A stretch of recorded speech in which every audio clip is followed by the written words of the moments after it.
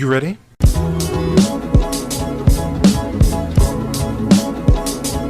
You're listening to the Real Pineapple Podcast Network.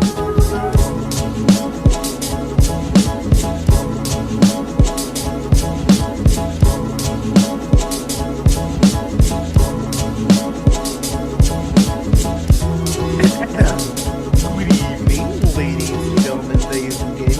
This is the Real Pineapple. This is your humble host, Hunter, here.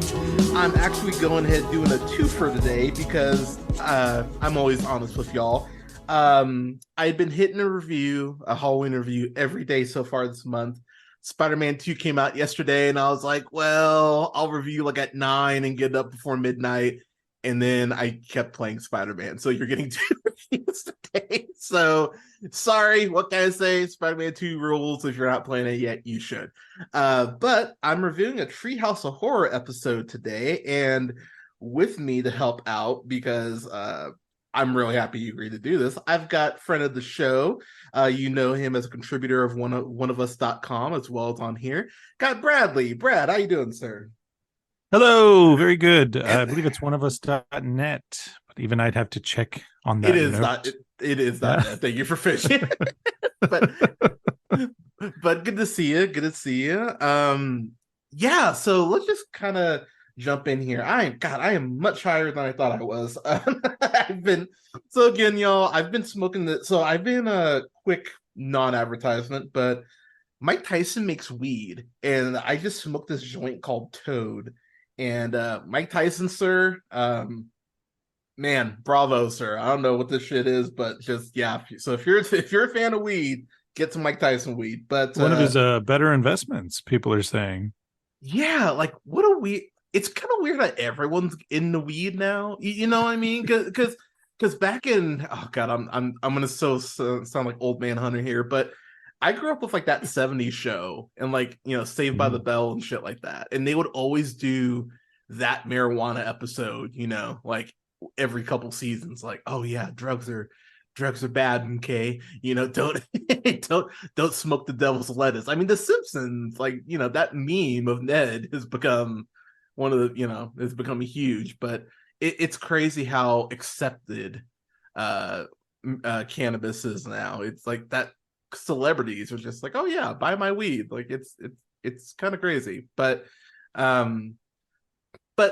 we love the Simpsons. And one thing that I always love, like outside of talking politics and random shit with you, I love that we can talk Simpsons, because the Simpsons for me, I think probably until season 9, I'd say 9, it's probably the best run of a show ever as far as writing. I don't think it's even a contest, honestly. Like, just going through some of the episodes off the top of my head. I should know this. I'm ashamed of myself, but the episode where the Simpsons move out of town and Homer's working for Hank Scorpio.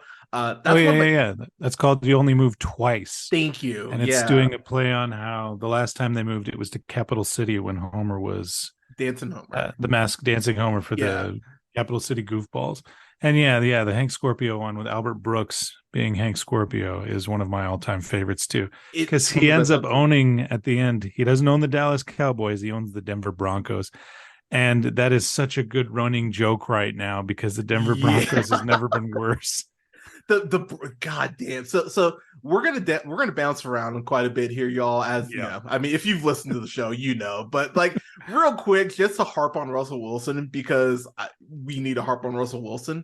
I'm literally wearing his jersey right now, dude. I loved Russell Wilson when he was with the Hawks. I'll say, but you're talking Seahawks able to scramble Russell Wilson, not this not like RG. Oh man, is he worse than RG3 like at the end of his run? Because he's in that. Yeah, absolutely he is. Well, I mean, I think he just wants to get paid as much as possible until retirement. Yeah, because I don't think there's anything wrong with that. I'm always a work get paid guy, but it sucks that this 2-time Super Bowl guy is just like running out the clock in the worst place with Denver. He's looking rough. Anybody who lives in Denver, my apologies, but yeah, the cold is just horrible. Yeah, and they have to pay Sean Payton now for what, 6 years, Yeah. I think. And Sean So Payton's being a jerk and calling him a diva and just saying all these horrible things. yeah, so it's And no just offense to Sean Payton, I'm sure he's a legend in his own right, but yeah, it's just a bad time to be a Denver fan. yeah. Sean Payton signed off on that Netflix movie. He can go fuck himself as far as I'm concerned. Yeah, I don't like you, Sean Payton. Fuck you. like Brad doesn't speak for me. Yeah, fuck Yeah. you, fuck that movie, and fuck your Broncos. You're terrible.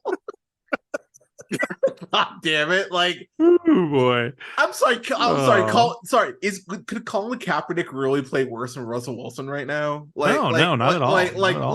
Let's keep it real. Like, I know Yeah. Cap hasn't played in like years, and I would still be like, you know what? Let's sign him to the practice squad. Let's see. Miami scored 70 points against that Denver defense. Yeah, they could have got 70 100 points. That's a Madden score.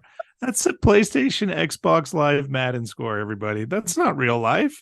Yeah, Denver, what's going on? if I'm playing on the Broncos and I'm like a rookie or like a first year play, like I'm just sad right now because this is just you're in fire sale mode right now. Like this is not good. But it is ironic though because like if you own the Cowboys, you'd be making money hand over fist. You just wouldn't have a good team, which is what like Cowboys defense is like credit where it's due. Cowboys defense is good, but you have Dak Prescott like who just loves to throw the ball to the other team for like no reason.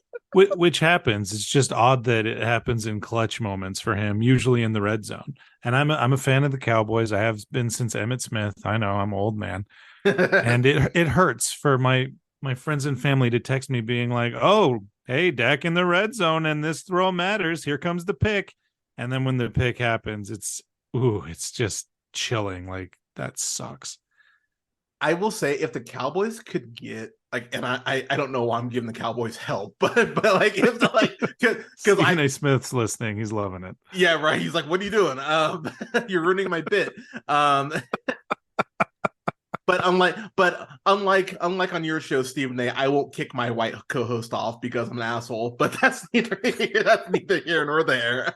But if the Cowboys could get someone like Mike Tomlin as their coach, and if Jerry Jones would be hands off, which is the key because Jerry Jones can't help himself, they'd win a Super Bowl. Like if you give me Mike Tomlin with this roster, your NFC Championship. Like I think you could easily get to the NFC Championship with this roster, but Cowboys. But one thing about the Treehouse of Horror episodes that I've always really dug is that they're really great at parody, and this episode in particular is there's one parody of a Twilight Zone episode that just warms my heart, and that stars Bart, but. This starts off with the which skit is it? It's the one with the donut, right? Yeah, The Devil and Homer Simpson, which is a parody on The Devil and Daniel Webster. Look it up on my IMDb. Legendary type of film. But I love this one because Homer's dreaming that he's at a fashion show. This is how it opens up. And instead of beautiful women walking up and down the aisle, he's watching donuts walk up and down a fashion aisle. It's pure genius. Seeing one with sprinkles. He goes to get a donut after he wakes up, as he says, time to turn dream into reality. And within the donut box is a note from himself saying, Homer, I owe you one donut, signed Homer. To which Homer responds, bastard, he's always one step ahead. Which is an amazing joke. I was dying at that.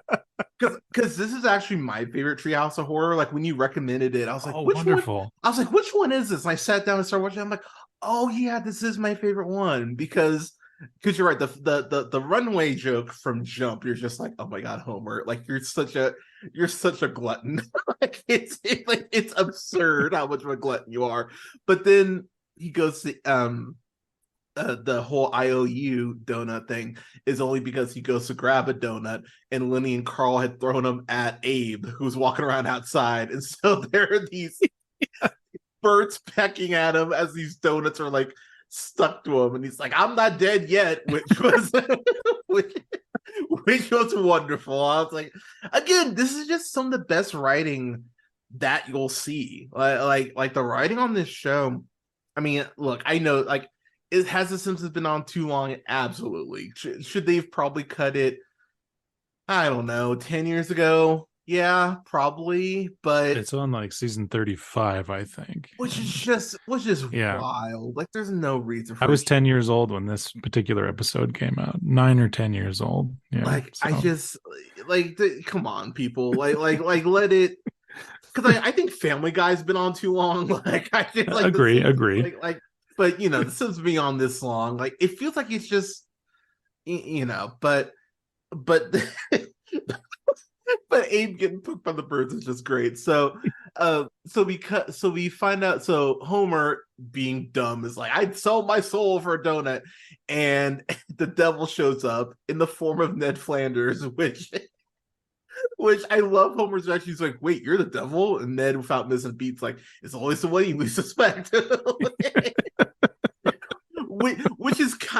Which is hilarious but very dark when you think about it too, because there is some truth to that. It's like, oh, but it plays out the way you would think. Like, Ned is just so okay. Ned is the devil. It's a funny gag anyway, just because he's got the horns. He's got like the not horse legs. That's not The right. the goat legs, yeah, the Thank you. cloven legs. Yeah, he's Yeah. got that. But so visually, it's just a very funny gag. But also, just hearing Ned Flanders' mannerisms used in this I own your soul sort of way. No, I completely agree. Harry Shearer playing an evil Ned Flanders somehow is perfect as it. It's almost as like if Ned Flanders was two-faced the whole time and had Yes, an okay. evil side. And he does a very good job at having this pleasant, wonderful, like say like angelic man say horrible and devious things, and it's really funny. My favorite line of it is like, I promised Homer Simpson a donut for his soul, which I delivered, and it was scrumdiddlyumptious. It's just Yeah, just these little breaks where you're like, oh, okay. he's still Ned Flanders. Yeah. I didn't mention it, but I love how Bart is kind of the narrator, but it's kind of done like 60 Minute style. Like, I thought that was actually very, because Bart's like the gray suit and everything. It's like the lighting is very 60 Yeah. Minutes. Like, it's a very fun visual gag if you get it. But I like Bart being being the narrator. My favorite line, I think that that the devil drops. He goes, because I think it's Lisa who prompts him. She goes, "Well, it's my dad. Doesn't he deserve a fair trial?" And and Ned goes, "You Americans, if you do process a fair trials, it's always so much easier in Mexico." Which I was like, "Ooh," I was like, that's a joke that was funny back then and is weirdly aged like even Yeah. better now. Well, in the couch gag, one of the in the Halloween episodes, the first couple of them, the couch gag was going through a cemetery, and on the tombstones were phrases like, in this one, Elvis is dead, accept it, was one of the tombstones. But another one which was I laughed hard at that. I was like, yeah, yeah, exactly. one of them said political satire. I believe it, that was the exact wording, political satire. So it's funny that so much political satire is in this episode. A subtle political Oh satire. yeah, Yeah, oh yeah, there you yeah, go. Yeah, subtle. yeah. Which man, that is. It's so weird because, like, we've talked about this. How do you make a satire of a satire? Because that's what the news has become. You know what I mean? Like, Yeah. how do you like? I was making this argument actually to my friend the other day because he was talking about how late night TV is just this weird sort of like kind of moment right now. And he was saying, "Oh man, I missed the Colbert Report," and I'm like, "Dude, you couldn't do the Colbert Report anymore. Like like the parody would get lost on so many people. They would just think that Stephen Colbert was a Republican." Yeah. And he was like, "Oh, it's such a sad point." I'm like, "Dude, it's true though, man. Like, I don't think you can do like political satire is so hard to do now." So I that tombstone in particular made me laugh really hard. Also a balanced budget because considering where we're at right now, it's like it's so weird how the Simpsons just like I know there's so many instances where the Simpsons has predicted the future. It's become its own thing. Yeah. But a lot of their humor, it's most of the humor, it's amazing how it's actually probably aged better. Like the whole I know I've referenced this with you, but one of my favorite lines in the whole history of the show is like, oh, like Homer's like, oh, I love Jesus. He's my favorite fictional character. And it's like, and I remember as a kid hearing that going, whoa, like, 5, 6-year-old me going like, what the? And now it's like the funniest fucking thing in the world because it's like people put so much stock in their fictional characters. Oh man, I realize how this is gonna play back. People are like, well, Hunter, what'd you say?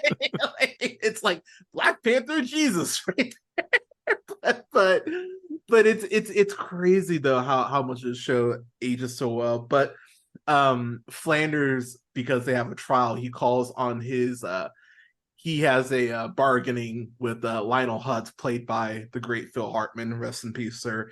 I'm always so excited when I see Lionel Hutz because he's gonna say something just so moronic, but it's gonna make you laugh. Yeah, because he's got a good visual gag when we see him. He's combing his hair with a fork. Yeah, it's very odd. Yeah, yeah, I got a good laugh. I was like, oh my god, that's so dumb, but I love it. But there's they have the I'm blanking on the joke, but there's an NPR reference in here that was really funny, and I'm totally blanking on it. I thought I'd written it down, but apparently not. But there's this great gag where Homer goes to hell and he gets cut up in little pieces and he's thrown this bin. It says a hot dog mess. And I was like, oh crap.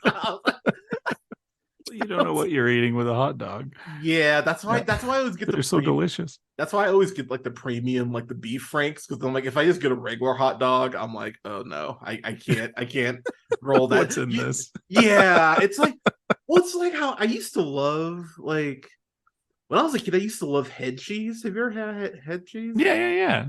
I used to love that as a kid, and then like 14 hit, and I tried it, and I remember I was like, what the fuck is this? And it just like my brain could not wrap. Like I couldn't wrap my brain around the fact that I used to like love the shit. Like I would have a couple slices of head cheese, like yeah, and now same thing with bologna. Like ugh, gross. Just can't. Like I smell bologna and stuff. But Hutz has a great line here. He's like, oh, I'm gonna be your lawyer. He's like, don't worry, I watched Matlock at a bar last night. The sound was off, but I got the gist. Which Phil Hartman's delivery is always so good. But I just mentioned that the devil has his jury that he calls up. So he goes, Benedict Arnold, Lizzie Borden, Richard Nixon. And I love how Richard Nixon's like, I'm not even dead. And he goes, hey, I did a favor for you. And then Nixon replies, yes, master. And I went, oh, that's good. I was like, oh, that's good stuff. Like, I did want to touch on this because we also have Blackbeard the Pirate, Jonathan Dillinger, John Wilkes Booth, and the starting lineup of the 1976 Philadelphia Flyers. So specific. Now, the Philadelphia Flyers, especially in 76, they were an incredibly violent, aggressive team. They had more penalty minutes than anybody else. They were called I believe their nickname was the Broadway Bullies. And in 1976, they actually had a match against a Soviet team to see who was the best hockey team in the world. And midway through the match, as legend has it, they were playing so angry, aggressive, rough, and violent against the Soviets that the other Soviet coach wanted the game stopped and didn't want to finish the game. Oh, shit. He wanted it called off completely. Now, that all got leveled out, and they finished the game. I believe the Flyers won. But they were just an aggressively angry, cruel team led by an angry, aggressive, cruel person. Like his negotiations allegedly were, the Soviets are a bunch of weak, limp men who are afraid of us if they don't finish this game. And this was his negotiation tactic for an international team for that's supposed to bring the world together, you know. That's so The intense. joke is this happened before the Miracle on Ice, but they wanted the American team to actually be rooted for, so they didn't have the Philadelphia Flyers represent in the movie there. I did not know that. What the Yeah, well, hell? the only reason I know about it was because as a 10-year-old, I was like, why are the Philadelphia Flyers evil? So I looked into it, and yeah. Fair. That's amazing. Yeah. So, of course, Homer gets his soul back because the loophole being that he already said that he'd give it to Marge, Aw. which was really sweet and actually a very good way to get out of it. I I I forgot to mention that the reason that he actually gets into this mess is because he leaves one little bit of the donut left, and which why wouldn't you just like, you know what I mean? Like, would you just melt that down or like throw it in a fur? Like, You're what like, would you? yeah, lock box buried 6 to 8 feet deep, Yeah, unmarked, but the fact he leaves it in the puts it in the fridge, fridge. yeah, I was like, over, you moron! like I why used would you to do I that? used to do that bit with my who was probably 6 or 7 at the time, my oldest. He's a teenager now. But he always loved Homer's taunting when Homer's like, so wait, if I don't finish the donut, you don't get my soul? And the devil finder's like, well, yes, technically. And then Homer goes, I'm smarter than the devil. I'm smarter Oh, than the devil. So anytime my son got under my skin, this little toddler kid going, I'm smarter than my daddy, I'd be like Ned Flanders and I would do the voice. I'd be like, you are not smarter than me. okay, I'll see you in hell yet, Homer Simpson. okay. And A, that we'd was laugh really about good. that. A, Well, that was yeah, real good trade. good. Yeah. But it's a really it's a really fun like opening bit to the whole Mm-hmm. Treehouse of Horror. But also it leads to Homer being turned into a giant donut, uh, which is hilarious anyway. But then they cut outside to the whole Springfield PD, Chief Wiggum being like, "Don't worry, boys, he's got to come outside sometime," and that's where they leave you. And I went perfect, like perfect start to this just off of that. But that then takes us to Terror at 5.5 feet, which of course is a spoof of the Twilight Zone episode. Was that it's They're um at 20,000 feet, I yeah, I believe. want to say it's 20,000. And Richard Matheson wrote that episode. And for me, I don't know which is which. Do I love Richard Matheson because I loved this Simpson episode, or do I love this Simpson episode because I love Richard Matheson Twilight Zone stories? I don't know. It's a I think loop, and yeah, I think we'll yeah, call him A, we'll call him B, like, yeah. because it does work really well, like shockingly, and just because the original is such a classic, I was kind of like, it was nice to kind of rewatch it because I haven't rewatched the Treehouse of Horrors probably in.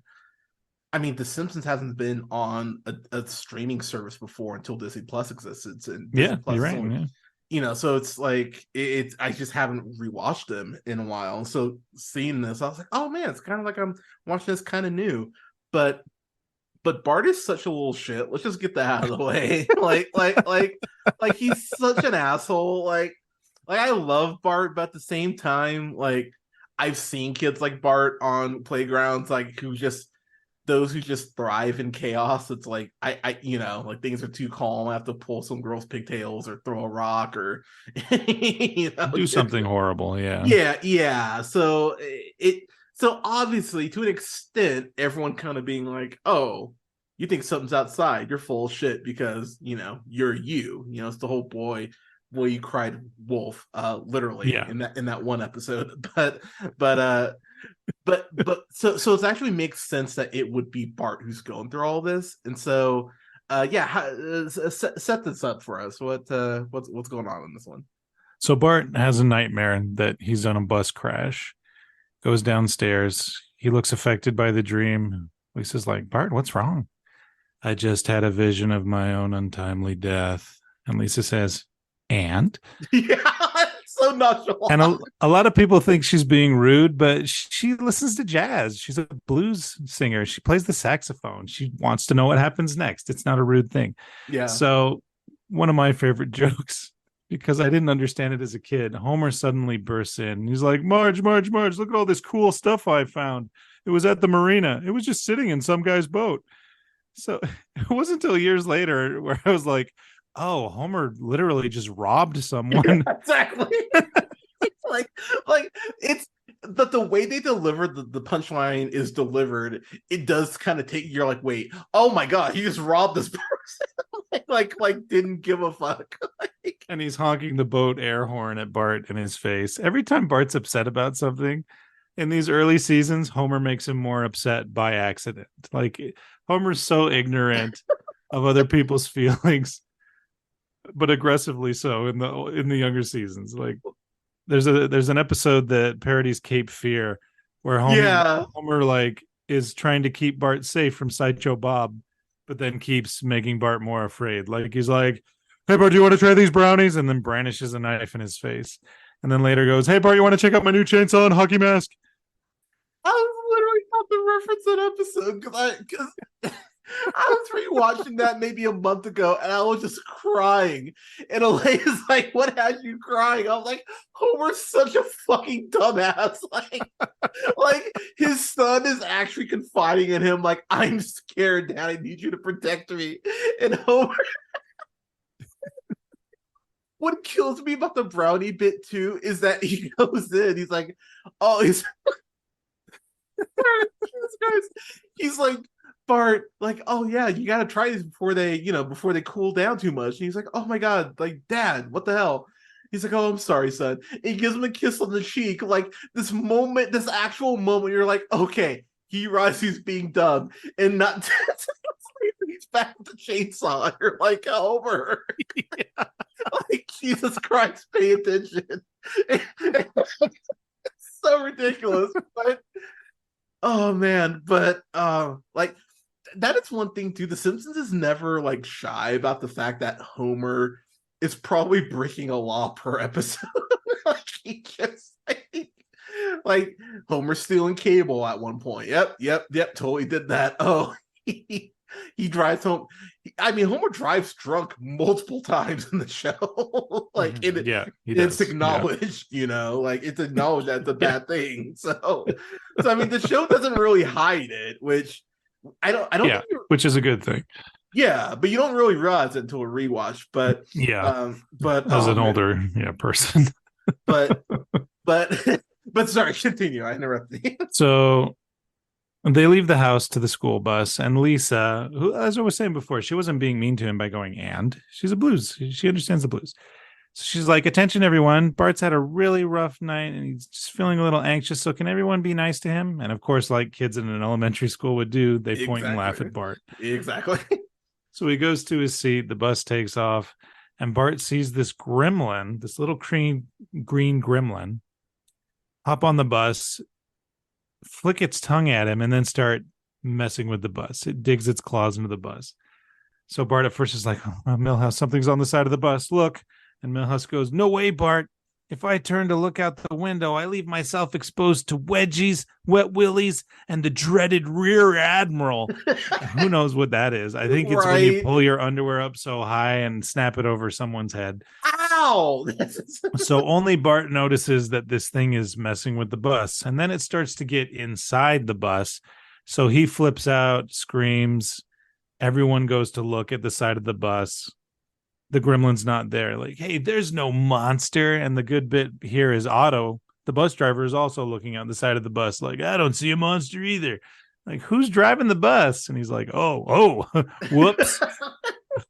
Una memento, por favor. Which Otto does multiple times throughout the show. Just leaves the bus driving. Yeah.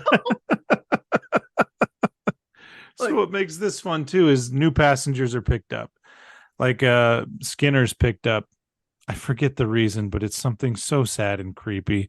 Like his mother is punishing him. Yeah. No, I got you. Yeah. So his mother, so Skinner, and it's like, so Skinner might be my favorite cutaway gag on the show, because those times where Skinner will go back to think about the war and like the lighting gets dark and he just looks off in his face and you're like, oh, and like, and he almost has to like snap himself out of it. And you're like, wait, what the fuck? And like, it's so great. Like, The Simpsons is so great on rewatch just for those scenes alone. But yeah, Skinner goes, "Mother hid my keys for talking to a woman on the phone. She was right to do so." And you're like, Jesus Christ, like. Pretty sure that's some kind of warped reference to Psycho and Mrs. Bates, but who can say? But Skinner, like the relationship between Skinner and his mom is so fucked. Like Yeah. it's such a terribly sad, because okay, so like look, Mrs. Krabappel, like she has her own issues, admittedly, but like her and Skinner, it does feel like they actually do care about each other, like as much as I think Mrs. Krabappel is like capable of caring for someone, but Skinner's mom is just it's that parent who never wants their kid to leave home. Like, and it's to a disturbing degree, to be quite frank. It's really crazy how the show leans into it, but again, acknowledges it. Like, that's part of what makes The Simpsons so great. So many of the jokes, like it's rooted in true shit, but the show's very aware of how terrible these things are. And yeah, Skinner's mom in particular, she has this mean streak to her that's actually rather disturbing. Yeah, 100% so. She's so mean also. Agnes, her name is. Agnes, it means lamb. Lamb of God. Yeah. Well, I remember the with the pretzel episode, or the twist of world, or whatever it's called. That episode where Agnes is such a bitch. She's just like throughout the whole episode, you're like, God damn, like what is your problem? It's but yeah, there's the whole creature on the side of the bus, and what I like, there's a point where Skinner just pulls the blinds down, so he can't Bart can't, so he can't look out the bus anymore. Yeah, but then he pulls it back up, and groundskeeper Willie it's right screams. See, this I don't understand this joke to this day, but they let Willie on the bus, and Willie says, "My mule wouldn't walk in the mud, so I had to put 17 bullets in it." And dark, like, yeah, okay. I understand. Like, I understand the premise of, oh, when your horse or your mule doesn't walk or work, you shoot it. It's sad. Yeah. It's nature. But 17 bullets in it because it wouldn't walk in the mud. What is going on here? So I don't think there's an intention to that joke outside of just to be like, whoa, what the fuck? Because I had the same reaction where I was like, okay, I don't think there's a deeper meaning here. I think this is just here to be like, wow, okay, because yeah, I was right there with you. It comes from out of left sad field. When he says it. He's like upset that he had to... But you're like 17 times, like Jesus Christ. But he's so like, it's so like matter of fact in its sadness. You're kind of like, oh, okay. That you almost think there is more, but no, I don't think there is more. I think it's just there to be that joke. But I actually like the fact that Bart ends up, saving the day essentially, because he uses like dynamite, right? Road flare, yeah, road flare. That's right. And to touch back real quick on how Bart's kind of an asshole, he's gathering up road flares. No, he only needs one. So he's picking up road flares, and he sees there's road flares in a kid's pants, because he checks the emergency road flare box. It's empty, and he sees that Jimbo has put road flares in a nerd's pants. So he goes and he takes a road flare from the kid's pants. One of the road flares falls out.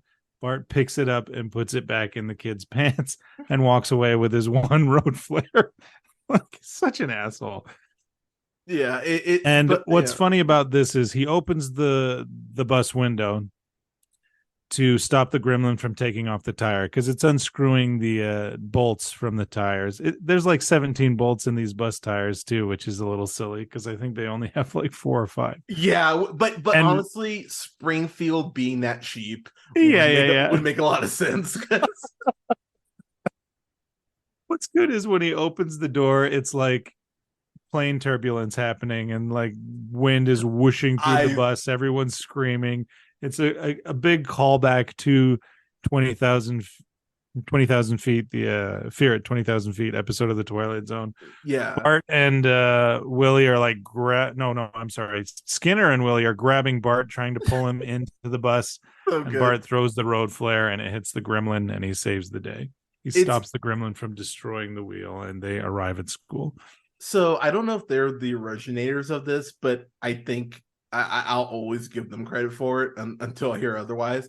The Simpsons is the best at having vehicles that shouldn't explode. Like it is a gag that never gets old to me, and it's like it, and they have it here because Otto like rams the one guy off the side of the road. Hans Molman, is on Yeah, the side of the bus. rams him off the road, and then this car explodes for no reason. I went, "Yep, Yeah. great." It Like gently rolls down the hill, and you hear Hans Molman inside go, "Oh, like that was close," and then the car explodes.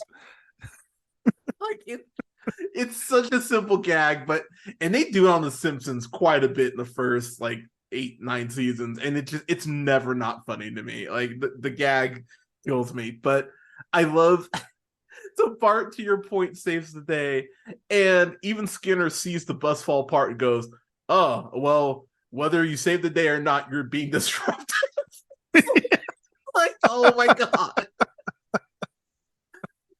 And they tie him up in a straitjacket, and are sending him off to a mental hospital. Yeah, which perfectly mirrors earlier in the episode because Skinner goes like, "Oh yeah, like far be it from me to stop a child's imagination, but stop being imaginative."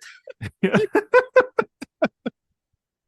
Like, oh, it's God, this episode's so great.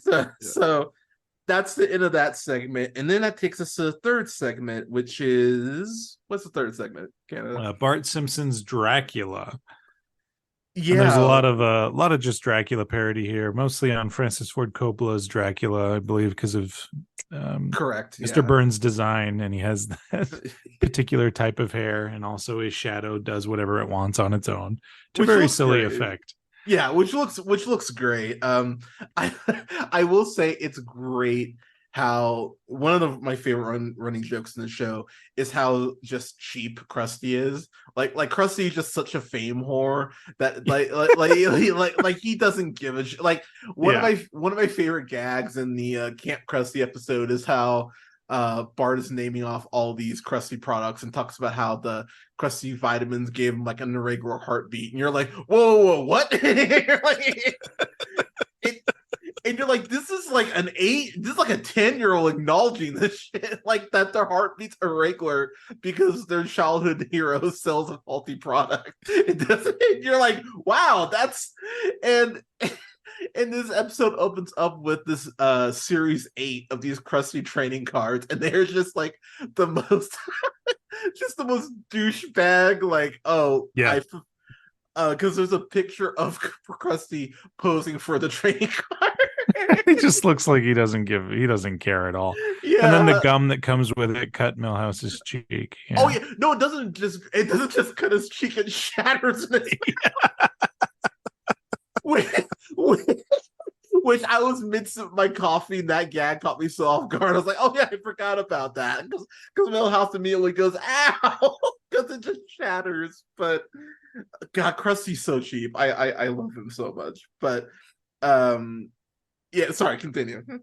So they're watching the news together as a family, and there's like a serial killer on the loose, and this killer is draining the blood of all his victims. The police believe it's some kind of mummy, and it shows the police like destroying a history museum and Chief Wiggum watching the destruction. He's like, "That's some nice work, boys." So Lisa, appalled, is all like, "No, they're not looking for a mummy. They're looking for the living dead. Nosferatu, dos vampire." And her family looks at her like, "Huh?" She's like, "A vampire." I love how Lisa has these moments of just like genuine like intelligence, like in real time, and her family just doesn't appreciate it at all.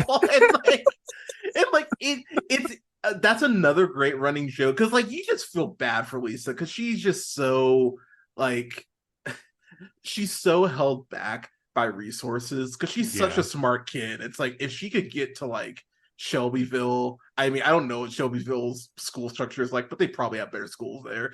But it's like if she could get to like an advanced school, she would be, doing so much better. But she's at Springfield Elementary where they're selling like milk. That's the imitation milk, right? I think it's milk. Rats, you promised me dog or higher. They're milking the rats, for the like, selling it to the school. Like, but yeah, Springfield Elementary is like so cheap. It's like there's very little meat in these gym mats. God damn. Oh yeah, isn't the point like the gym mats like dissolve or some shit? Yeah. It's like Lady Doris grinding up gym mats. Yeah. Okay, so that's straight up. That's a woman that the system has just beaten down because there's probably a point where she came in like, oh my god, like I'm gonna be able to feed these kids lunch like a great nutritious meal, and now she's like, I don't give a shit. Like take your milk and get the fuck out of my like it's sad, man, but it's like, but talking about things that have before I throw it right back to you, like it's crazy how the public school system in many areas mirrors like what Springfield Elementary is. Like it's it was very much done as a joke back in the day, but it's really turned into like how public schools kind of operate, which is really shitty, unfortunately, but 100%, yeah. But yeah, the whole Dracula parody, because that's another thing. Mr. Burns is just unfathomably old. Like I'm blanking on when he's trying to get ringers for his baseball game. He's like calling out people who've been alive since like the 30s. Yeah, like the 30s. And Smithers, they're all dead, like, sir. Yeah, Smithers is like, no, we can't get them. It's like he says, your right outfielder's been dead for like 20 years. Well, it's like how like one of the Saudi princes for WWE was like, oh, I want to see Yokozuna wrestle, and it's like Yokozuna's been dead for like Yokozuna's been dead for like 20 years. So clearly, Vince McMahon just explained that, right? I mean, to be fair, Vince McMahon probably gets him like he's like, oh no, he still wrestles. Like, no, he doesn't, Vince. Like they don't all look the same. It's like it's like Jesus Christ. That real quick, apparently there's a point where Vince McMahon confused Ron Killings, aka R-Truth, for Shelton Benjamin, like two black wrestlers who don't look remotely the same. Yeah, what an asshole. Yeah, that Vince. But so okay, I'm a pretty big vampire guy. I like how the lore is actually used here, and it would explain why Burns is so hilariously old, because I don't think they never say his age on the show, right? Like, to my knowledge. No, we just know that he was incredibly old. The only person that may be close to him in age is Grandpa Simpson, and Grandpa Simpson does point out a couple of times throughout all these seasons that Mr. Burns is in fact older than him. That's right, because they had the fish, the hellfish. Yeah. Thank you. But hellfish. But I love how Mr. Burns invites the Simpsons to come to his castle, and he's like, oh, it's so nice of Mr. Burns to invite us to midnight dinner around. You're just like Homer, and Homer goes, oh yeah, no, Marge goes, did you wash your necks like Mr. Burns has? Yeah, and Homer pulls out a rag, and he's like, I did, and it's just black. Yeah. It's like this dingy, gross, moldy color. Oh, disgusting. It's the whole rag too, not just a bit. And his castle is in Pennsylvania instead of Transylvania. Which, I mean, to be fair, I mean, depending on what part of Philly you're in, that might be scarier than Transylvania. Just saying. But so, and Lisa's convinced that Mr. Burns is a vampire, because earlier on the news they saw Mr. Burns opening up a blood blank, and he had blood like on his finger, and he's like, oh, precious blood, and he like licks it on TV for everyone to see, and everyone's like, it's Mr. Burns. He does what he wants. Which is hilarious because Kit Brockman even says like, "Oh yeah, in a completely unrelated story, Mr. Burns." When they're just which okay, so the whole story we actually didn't talk about this. I want to back up a little bit. So the police find Mr. Burns' Dracula cape at the scene, and it goes, this cape was found at the scene. It says Dracula on the cape, and it says police are stumped, which is what leads to them destroying the mummy exhibit, which you're like, it says Dracula on the goddamn cape. And also, I think they were destroying the whole museum as well, not just the mummy exhibit. Yeah, like Eddie, the cop, is like throwing the Mona Lisa on a fire in the scene. When I'm watching this, going, "That's some nice work, boys." That always gets me. God, stupid. Chief Wiggum is great because his lack of responsibility for anything is just kind of incredible. Like I love the Radio Bart episode where they're like, "Oh, we can send one of the policemen down the well." He's like, "Oh, look at you! You're a bunch of fat asses." And he's like, "What about you, Chief? I'm too important." It's just like, God damn it. Chief Wiggum's great. God bless. Agreed. God. But yeah, this I would say out of the three, this is like my least favorite one. But I still really enjoyed this segment because I mean, you can only do I think so much with Dracula, but Mr. Burns is just Mr. Burns' house in general, without the castle bit, is already such a like a fucked up Pee-wee's Playhouse. Like there's this what does it say, like fun slide or something like that? Like a happy fun time slide, I think, is in red. Yeah, he pulls the lever because when's he going to be there again? So he takes the happy fun time slide down the stairs. Oh, that's a dark joke. Lisa and Bart go searching through Mr. Burns' castle, and they find this basement area full of caskets. And Lisa's like, "Oh, this proves it." And Bart says, "Oh, big deal. It's no different than Grandpa's retirement home." That's right. I forgot about that. Yeah, which kind of a dark joke. That's the thing, man. The Simpsons have these. I think on a rewatch, especially, because at some point I do want to go down a Simpsons rabbit hole with you, but I think on a lot of this stuff, because Leia, my partner, had never seen The Simpsons until we got together.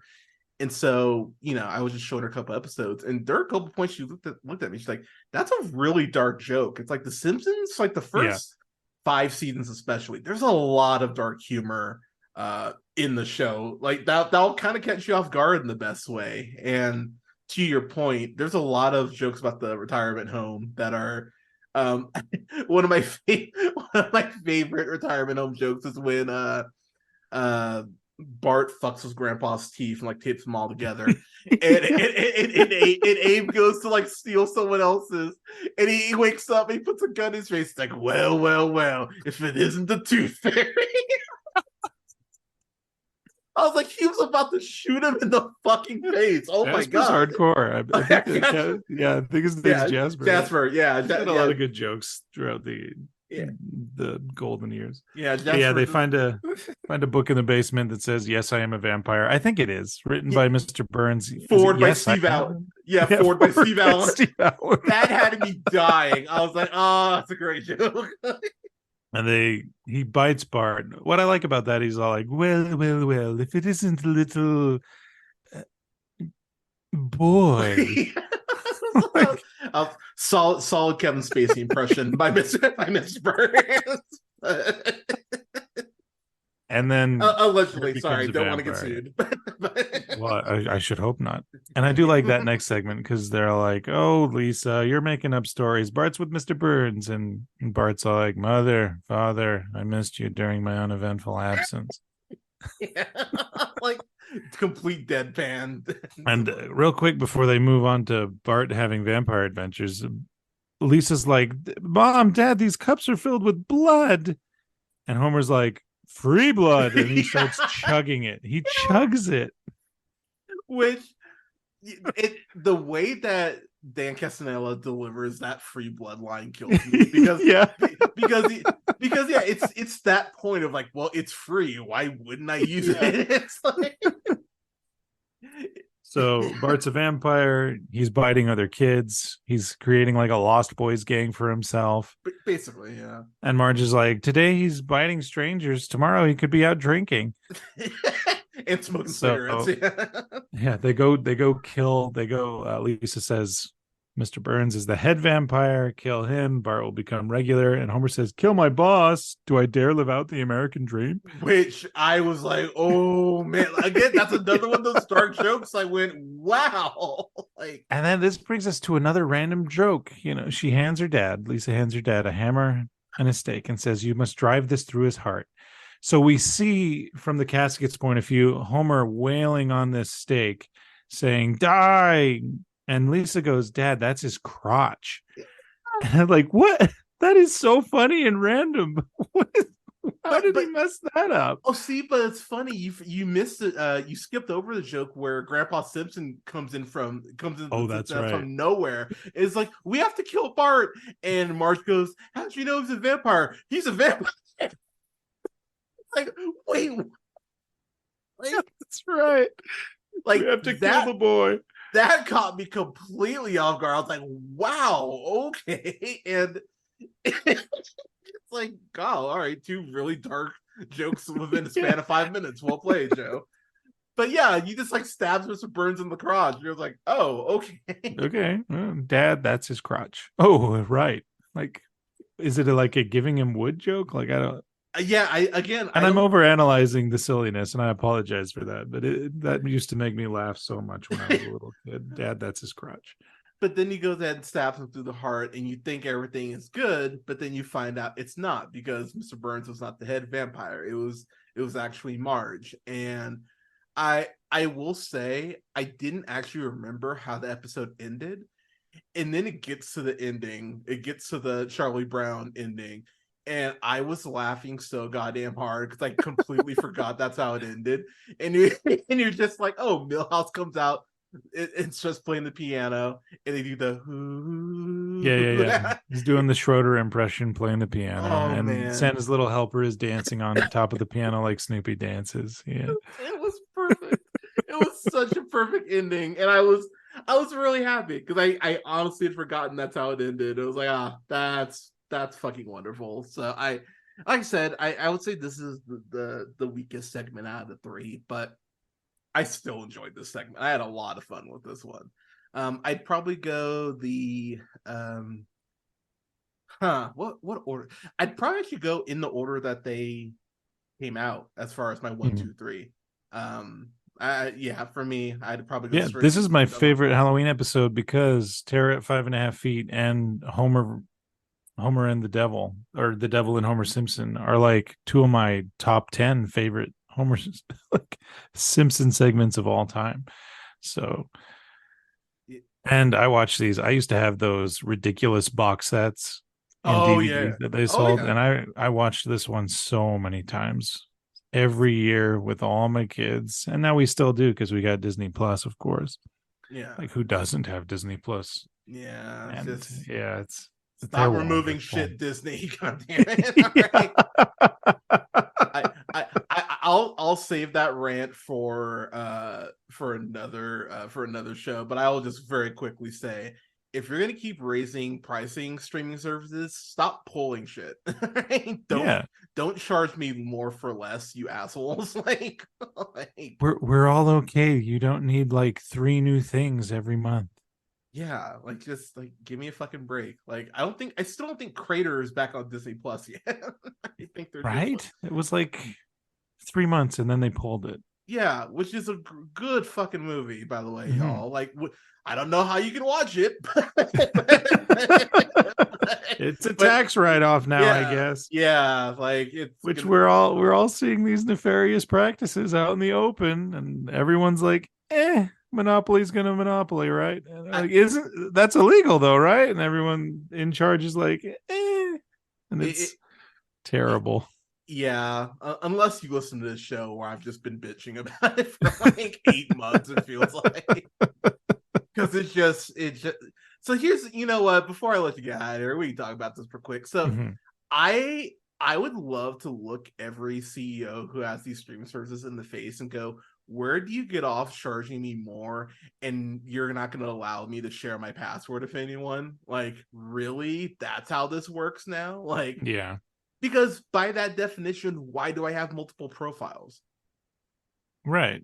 Or Like, multiple TVs and devices in my own yeah, house. like it makes Yeah. no fucking sense. Like it's fucking stupid. Like so, I let my siblings for now use my Netflix because Netflix. Oh, that's nice, man. That's Well, cool. well, Netflix is starting to be real. Like, hey, is this your confirmed household? Like they've probably asked me that like the last 7 or 8 times I've logged in. I'm like, yeah, it's this one. So I know at some point Netflix is going to go, fuck you. You need to decide which household you know. And at that Yeah. and at that point, my siblings are just cut off. So it's like, Yeah. enjoy, you know. So Because I, it's your profile. yeah, because it's like I have to, you know, I have to have most of the stream services. So it's like enjoy it now, but at some point I have to cut people off. But yeah, it's like Netflix. I think is up to like $20 a month now. It's like, goddamn, like could you? Like, could you? Yeah, at least justify it in some way. Yeah, you don't even have Stranger Things back. Like Right? we're not Stranger Things to college years yet. And all your Stranger Thing actors being like, I can't wait till this shit is behind us. Like, dude, get your house in order, Netflix. Like David Harbour even's like, yep, I don't want to be Hopper for the rest of my life. I'm like, Yeah. like, He's like the most chill comedic actor. He didn't even disparage Hellboy. not really, no. Like he basically was like, yeah, I learned to not take on certain projects. Mhm. That's like the meanest thing he said about it. But yeah, Stranger Things, he's like, man, I'm kind of over this shit. Like, Yeah. I thought I was dead like 2 seasons ago, and they keep bringing me back. Just let me die. you know what's funny? I must confess, I still haven't finished this past season of Stranger Things, and I was loving what I was watching. But I'm gonna be real, man. The episodes being like an hour 45 a piece. I'm like, y'all, they don't need to be this long.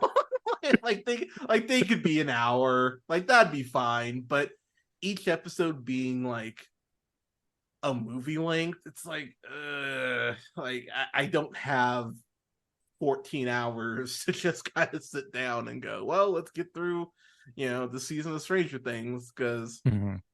yeah, like just don't do that next season. Or let's get back to an hour long. That's fine. It doesn't need Yeah, to be, agree. you know, like I need to it's a take a lot. break. I don't want to stop in the middle of a freaking movie.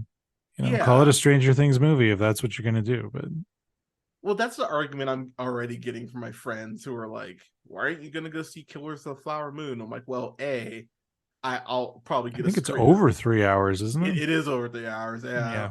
Well, I'm like, I'll probably get a screener for it. B, just going to a theater for that long. Like I haven't gone to a theater since I saw Dead Reckoning Part One. So it's been, what are we in, almost October? So there have been I think that was it's a been like July July, release. yeah. So it's been like Yeah. 3 months.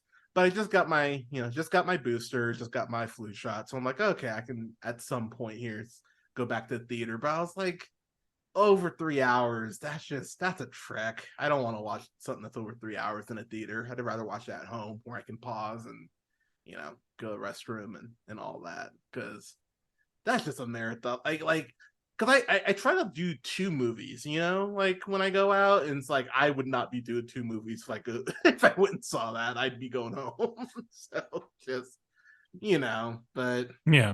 yeah, but to wrap it up real quick, kids, yeah, like this streaming service thing just kind of sucks, and I'm just kind of like I'm just kind of over it, because Yeah. not everything needs a streaming service. We knew this was going to happen. The bubble was going to pop, and it's going to. At some point, these studios are going to go, oh, we can't actually sustain, you know, a streaming service, and then shit will start getting sold off. And I can't believe Stars is still a thing, to be completely honest with you, because I always forget Stars exists until until a new Spider-Man movie comes out, and they're like, haha, exclusive Yeah. rights. Like, you want We to made watch? it through the rain. right? It's like, oh man, you want to watch Spider-Verse? Oh, it's a shame you don't have stars. Like, the fuck. Well, it's like how when Peacock launched and it was like, oh, you want to watch The Office during lockdown? Ha ha ha! You have to get Peacock.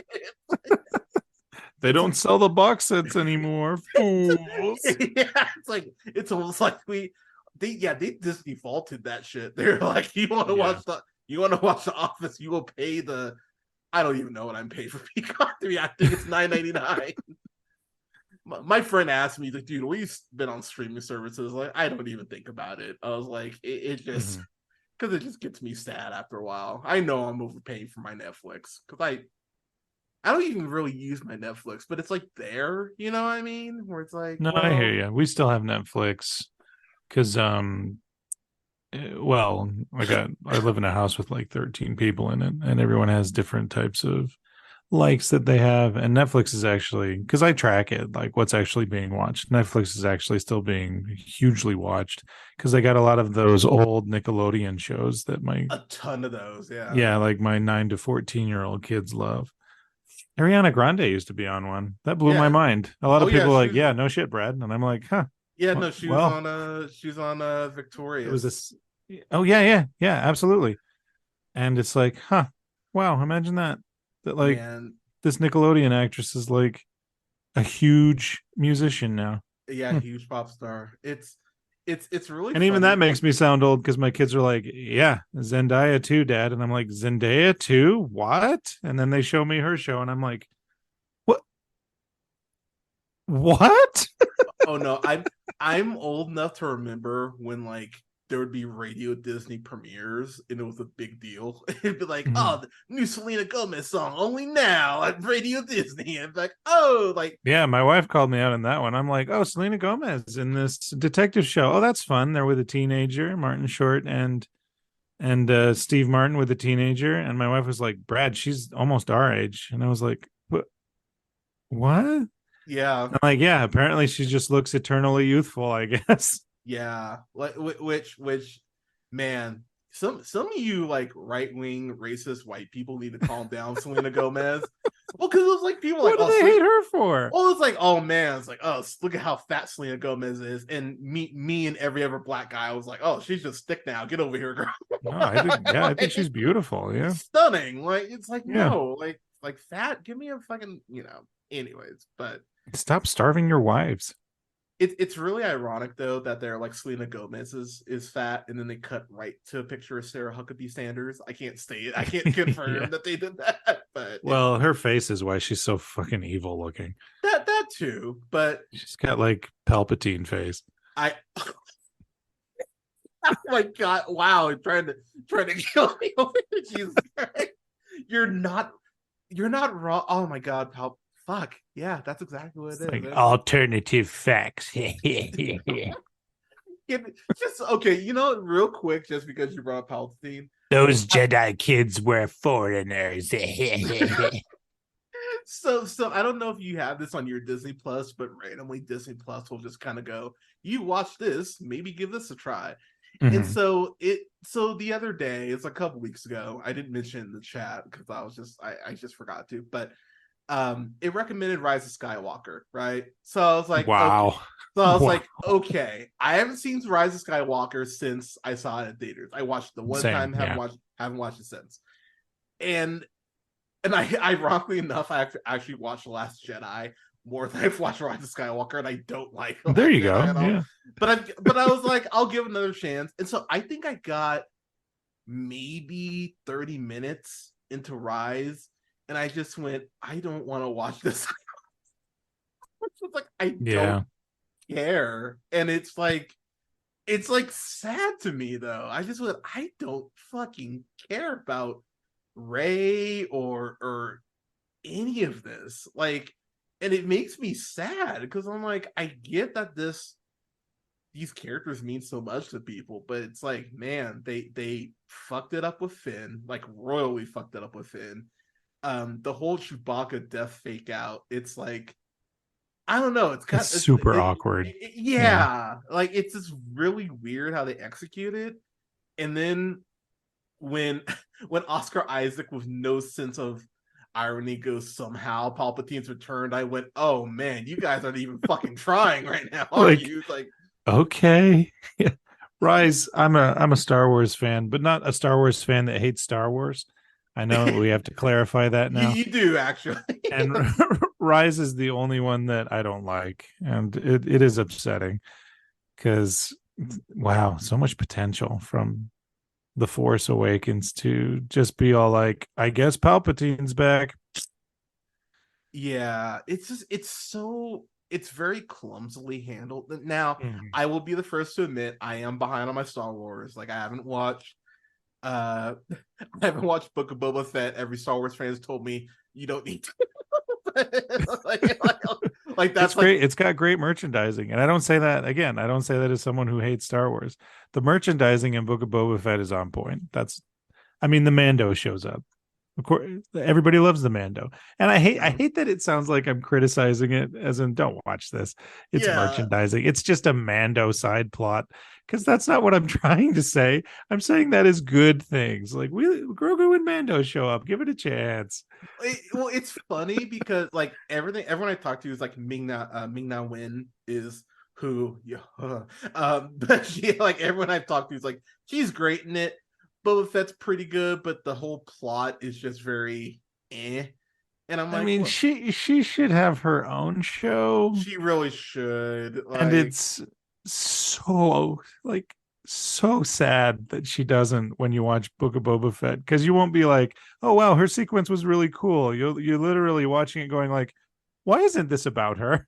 Why that's isn't this show yeah. literally pushing her as a lead character that can later be in a movie? Well, it's crazy too. Missed swing, yeah.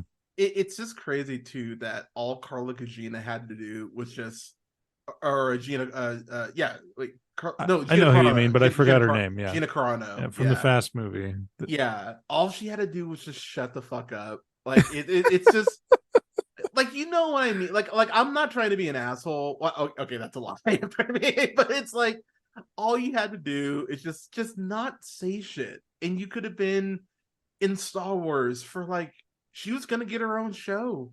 Yeah, Up here, to it, give up the best role she's ever had, to give that up in order to pursue a ridiculous hyperbolic victim mentality is insane to me.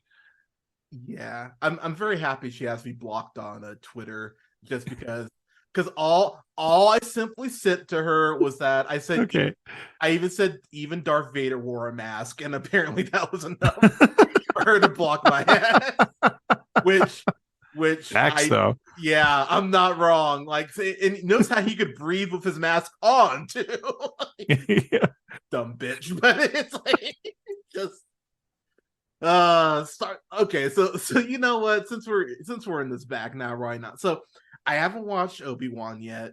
I've also heard I don't need to from a lot of like some people said it's really I good. think if you really love Attack of the Clones, sure. Okay. I actually like the little kid performances because I think a lot of Star Wars, again, not a criticism, everybody, is for little kids. And a Yeah. lot of Obi-Wan was, oh, this is a show that little kids can actually watch and feel a part of the universe. And that is seen as a hate thing, I guess. Yeah. But if you don't like really love the Clone Wars, I'd probably skip it also. Okay. I mean, It's fine. because like because like I've heard the lightsaber stuff is actually well Yeah, it's done, cool. and I'm It's like, fun. okay, and I mean, can we get Mary Elizabeth Winstead and Ewan McGregor, both Star Wars actors now in the same scene? Or I suppose we can't, but that could be fun. I mean that could be. I mean, The first time there's sexual chemistry in Star Wars, maybe. ouch. well, well, it's funny how it seems like they actually are kind of starting to care about Star Wars now, because Yeah. there was a point where it definitely felt like they were like, all right, we can have Marvel kind of just do the heavy lifting and we'll kind of care about Star Wars, but now it actually feels like people went, oh no, let's actually put effort and shit into Star Wars now. And Mhm. it seems Yeah. like Favreau and company are actually like, why Bryce Dallas Howard isn't helming a Star Wars film yet is still horribly confusing to me why she's not show running of Star Wars. She really should be doing that Rey movie that we probably won't get. Uh, No, I agree with that because all her episodes they're not just good episodes, they're fan favorite episodes. yeah. And she's working on a budget, a huge budget. I'm not going to say Disney makes independent, nice Yeah, small films. I mean, they're yeah, let's ridiculously huge budgets, but they're still make this TV budget look like a film, and she did it. So yeah, let her play in the sandbox with a character we love and or would like to love again, because the Force Awakens Rey is a beautiful character, and we have that back. I agree, and it's just, yeah, can we get away from this? Like, let me kiss Kylo. Maybe the Skywalkers can be buried and left behind. There's more than 3 people that exist in the universe. Well, it's someone who's read a good amount of like Knights of the Old Republic lore. That's that's fun shit. Yeah, that's been like my biggest axe to grind, is that it's just like, in the same way that. Okay, so I know we always make the joke about like, Tony's like, it all comes back to Tony Stark. He's, Tony Stark is everywhere. I make those jokes a lot. Yeah, you really do. But it's like but it's the same joke that people make about Batman. It's like it always has to go back to Batman. Da da da da da. Mm-hmm. But my God, it may not be more true in any case in fandom than with the Skywalkers, because it always goes back to the Skywalkers. Like, it's kind of disturbing, like how much they just go, oh, it has to tie back. It has to tie back to Skywalkers. Have you seen Ahsoka yet? I have not. It'll be I'm doing a very vague comment, but Ahsoka, they literally like screech to a halt and be like, we should make Skywalker references. Oh yeah, we should. And then they do that for like an episode and a half. And you're like, I knew it. And I liked Ahsoka again, and I probably enjoyed the references even. So I'm kind of a hypocrite here, but they still did it. And like, we don't have to keep doing this. The Skywalkers, that story's over. I would love if my kids, like with Uncle Ben, would be like, who's Uncle Ben? Just move away from it for at least a generation. Who's Anakin Skywalker? I would love it if a toddler 10 years from now asked me that. I'd be like, they did it. They managed to do it. They stepped away from Skywalker. Finally. I will be the first to admit, like, that is one of my favorite things about MCU Spider-Man, is that they're just like, oh, there's a briefcase of Uncle Ben. Oh man, I miss your Uncle Ben. That's it. Like, it's pretty much like, but that's all you need. Yeah, it's ingrained in all of us. It's fine that, I mean, and when people make the argument, but Uncle Ben's so important, like Jake Johnson as Peter Parker. Is it just Peter Parker? Is there an initial there? I think it's in Across, when he says, without Uncle Ben, a lot of us wouldn't be here. That's all you need. We don't need to see Martin Sheen. Was it Martin Sheen in Amazing Spider-Man? Throw himself to his death. Yeah. Like, we're good. We're all good with that. That could be the last one. We don't need it anymore.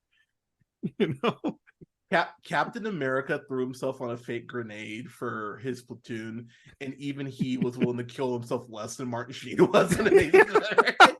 Because, man, like that gunman is so like, I don't want to shoot you. I don't want to shoot you. Give me the gun. Do you see who I am at home? What are you doing, old man? Pow! Oh no!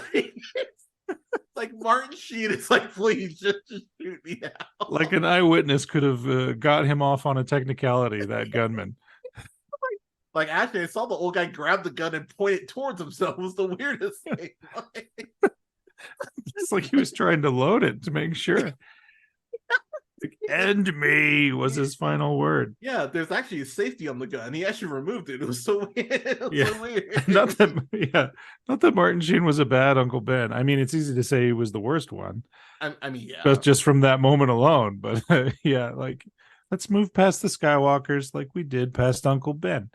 Maybe just a name drop every once in a while is fine. Or like you said, he used Uncle Ben's briefcase when he went to Europe on his class trip. That's enough. That is so much more than enough. Yeah, like it's please, no, like, we don't need entire Skywalkers to show up. At the end of Mando 2, people were so excited when Luke showed up. My first thought was, one, Mark Hamill better be getting paid for this.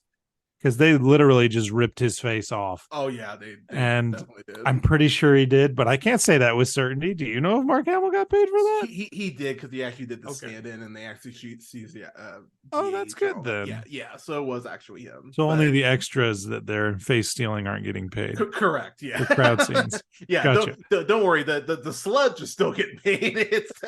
It's the nameless. You know what's weird? Oh my god, I'm gonna date myself with this reference. Do you remember those Abe's Odyssey games? Yeah. Yeah, I do. Like, it's really disturbing the older I get how much Abe's Odyssey is just a giant metaphor for capitalism. It's like, but like 8-year-old me playing the games, like, oh man, these workers being oppressed, that sucks. It's like, oh, like didn't connect the dots until and it's like you only get the true and happy ending. I don't remember which one. If you save all the workers from that oppression. Yeah. And unless you had like an older brother in college, it's like, I can't do all that. I don't know how to do all of that. And it's like, yeah, that's on purpose. Yeah. Not everybody's going to escape that oppression, and enjoy that. Let that roll around in your head. Yeah, it's like that's the point of the game. Don't vote for the oppression when you grow up. Thank you. I like how much of a tangent we've gone off on, so I'm gonna go ahead and wrap this up. But oh yeah, you know, fuck it. One more thing I'm gonna bring up. Speaking of origins, I don't ever need to see James Gunn. I know you're listening. We do not need to see Crime Alley ever again. Just don't show me Crime Alley. I saw Batman's parents get killed in Joker, which is, I stand by it. Fuck that movie for doing it. I didn't need to see Batman's parents get killed. I never need to see it again. Please no more. Please no more. All right, I'm done. Yeah. And I'll stable that with my kid once asked me, and it's covered in E.B. White Charlotte's Web. How does a spider know how to spin a web if it doesn't have parents to teach it? It just does. The Waynes have been killed so many times that kids are being born that just know that the Waynes were killed in Crime Alley without ever seeing it. That's how often it happens. They just know. We don't need to see it again. Also though, that applies to like the destruction of Krypton. Like I appreciate, yeah, 100%. I appreciate so much how my Adventures of Superman just goes, he's on Earth now, and then like there's a 5-minute scene like, oh yeah, Krypton got destroyed, you're from here, cool, done. It's like, oh, awesome. Like that's all I needed. So yeah, you can skip past the origin stuff on certain heroes, people. Just, we don't, like, even Wonder Woman at this point, I think even people get that point. It's like, all right, she's on a, she's like, my name's Diana, I'm from Themyscira. There, good, thumbs up. Yeah. We definitely don't need a new Flash origin. I mean, we need maybe just do what you want with that one. Just make it see if you can erase previous ones. I don't know. Yeah. Wally West, born in Honolulu. Why did he leave Honolulu? We don't need to know why. It's fine. Barry likes to travel. Shut up. But all right, y'all, we're done. Bradley, can you please tell the people where they can find you on the interwebs? Yeah, majority I'm on oneofus.net. Sometimes I guest star on the Afternoon Tune. And if you like Mission Impossible, I was on one episode of Mission Impossible. It was, I forget what episode, but listen to that podcast as well. It's a lot of fun and get you caught up on some Tom Cruise before part 2 comes out in who knows how many years. Hopefully the strike didn't hold that back by much, but hopefully it did, if it'll help Hollywood learn its lesson on paying people what they deserve. I'm just kind of accepting that I think everything that I am excited about is going to be delayed a year. Yeah. Like probably 18 months. Like, which is fine. It is fine because people deserve to get paid like a fair share. And God, they like, God, you know what? I think Warner's already mad at the podcast, so whatever. Why does David Zaslav it makes me very happy that David Zaslav had to own the giant L that's the Flash, and that a Barbie movie is what is saving Warner Brothers right now. Like, it just makes me very happy. Batgirl movie, can't have that. Oh, let's get saved by like a Barbie movie, but written and directed by a female, starring like I'm actually checking that out tonight. I bought it, so I'm actually gonna watch that finally. Nice. So that'll be fun. So yeah, y'all, we'll have that review up for Barbie here in the next probably November. I mean, we're still in Halloween season, so I don't think I'm gonna put out a new review for anything that's not Halloweenish until November.